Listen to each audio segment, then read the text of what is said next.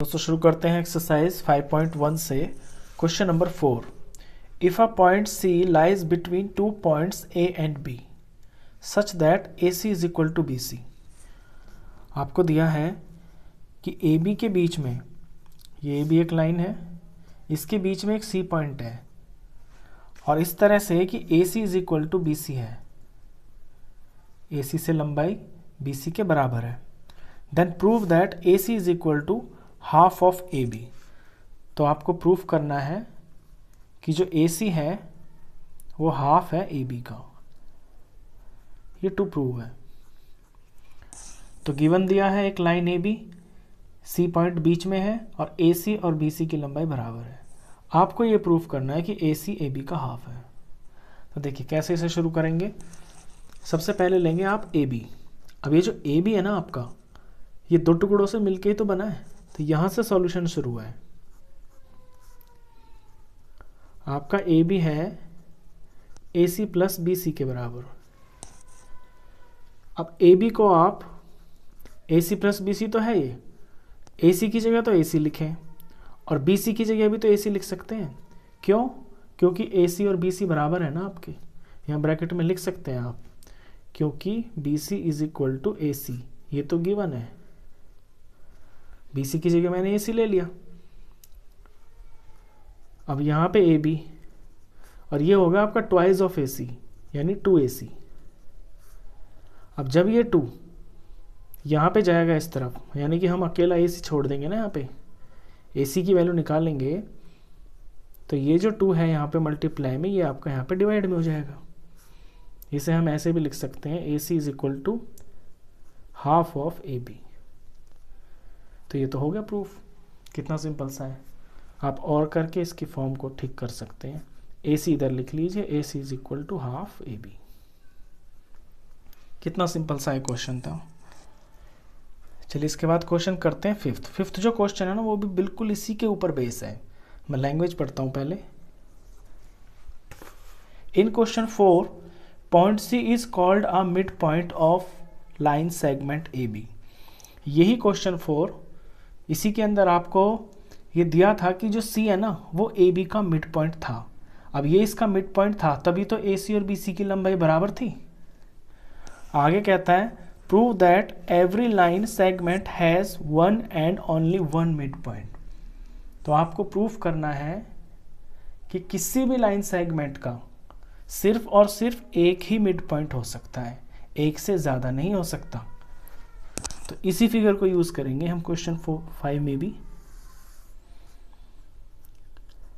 Question 5 में आपको ये प्रूफ करना है कि C ही इसका मिड पॉइंट है, C से अलग इसका कोई मिड पॉइंट नहीं हो सकता, यानी कि सिर्फ एक ही मिड पॉइंट है।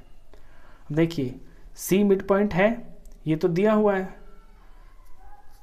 तो जब C मिड पॉइंट है तो हम कैसे लिखेंगे, यहां से सॉल्यूशन है। तो AC कितना हो जाएगा, हाफ ऑफ AB। इसे मैंने नंबर 1 मान लिया। अब मान लेते हैं कि D कोई मिड पॉइंट है C से अलग। मैंने मान लिया कि D भी इसका कोई मिड पॉइंट है। तो let D is another mid point of AB। अब जब D मिड पॉइंट AB का मैंने मान लिया, तो A से लेके D तक और D से लेके B तक बराबर होगा। यानी अगर D मिड पॉइंट है तो AD की लंबाई AB का हाफ होगी। तो मैं इसे ऐसे लिखूंगा, AD is equal to half of AB। ये नंबर 2 बात हो गई। अब जरा 1 और 2 पे ध्यान दीजिए। आपका AC हाफ AB के बराबर, ये AC मैंने गलत लिख दिया, D लिखना था मुझे, AD, क्योंकि D को मिड पॉइंट ले रहा हूं ना, तो AD की लंबाई हाफ ऑफ AB। तो AC और AD दोनों के दोनों आपके हाफ ऑफ AB के बराबर दिखा रहा है। अब ये कब पॉसिबल हो सकता है, ये तो तभी पॉसिबल हो सकता है ना जब आपका AC और AD बराबर हो। तो फ्रॉम 1 and 2 हमें ये रिजल्ट मिला कि AC और AD आपस में बराबर हो गए। इट मीन्स, इसका मतलब क्या हुआ कि ये दोनों के दोनों जो सी और डी है ये एक ही पॉइंट है, it means C and D coincide. Coincide का मतलब होता है कि जो डी है ना वो सी के ऊपर ही हो सकता है, यानी यही हो सकता है। अगर हम डी को मिड पॉइंट मानते भी हैं ना तो वो डी सी के ऊपर ही लाई करेगा। कोइंसाइड का मतलब ये है, ए सी और ए डी अगर बराबर हैं तो सी और डी एक ही पॉइंट होगा और वो एक दूसरे के ऊपर लाई करेंगे। तो इससे प्रूफ हो गया कि एक ही मिड पॉइंट होता है। तो देयरफॉर और लैंग्वेज में लिख देंगे जैसा बुक में कहा है, therefore every line segment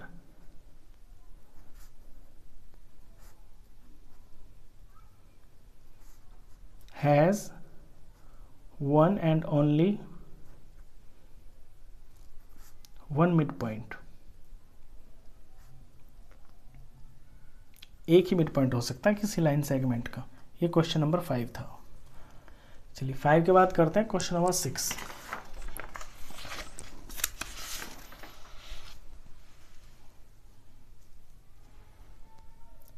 question 6 की लैंग्वेज है, इन फिगर 5.10 देखिए ये फिगर दी हुई है आपको बुक में, ये जो मैंने बनाई है, A C is equal to B D. यहाँ पे ये गिवन है A C is equal to B D, ये गिवन है। Then prove that A B is equal to C D. तो आपको प्रूफ करना है कि ए बी सी डी के बराबर है। ये फिगर दी हुई है, ए से सी और ए सी और फिर आपका ये बी डी, ये आपस में बराबर है। आपको ए बी और यहाँ से ये सी डी बराबर प्रूफ करना है।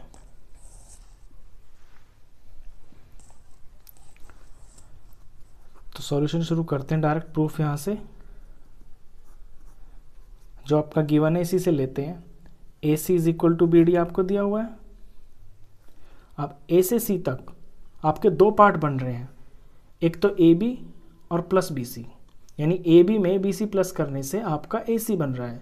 तो इस ए सी को मैं इन दो की फॉर्म में लिख लेता हूँ, यानी A B plus B C.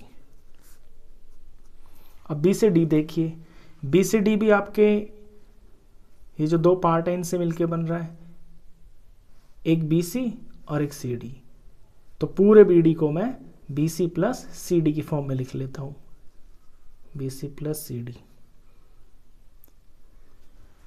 अब बीच में इस इक्वेशन का निशान है इक्वल टू का, तो दोनों तरफ जब सेम चीज़ होती है तो कट जाती है, आपको पता है, क्योंकि उससे इक्वेशन पे कोई इफेक्ट तो पड़ता नहीं है।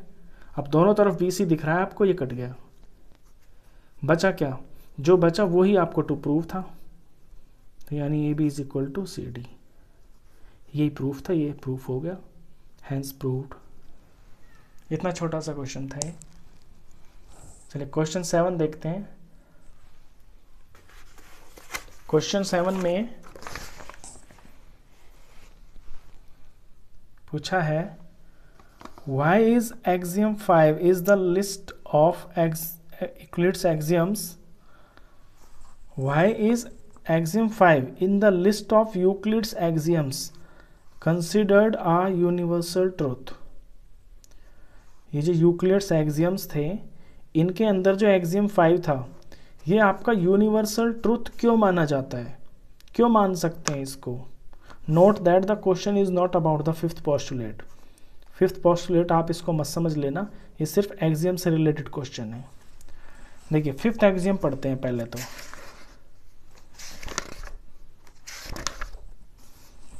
ये रहा फिफ्थ एक्सियम है, the whole is greater than the part.